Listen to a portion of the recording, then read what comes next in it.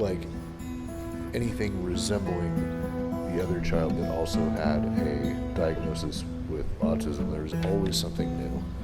And so, like, do you have any theories on how this manifests in so many kids these days? Because it seems like statistically the numbers have been going up. I would probably use the X-Men analogy, where it's quite conspicuous that there's some sort of biological evolution occurring with the X-Men, and no two gifts are identical, but it's clearly the X-Men.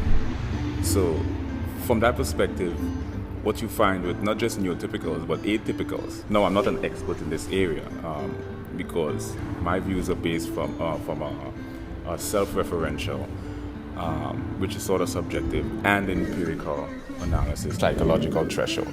So you may look at, let's say, a prime example is a FedEx logo, but FedEx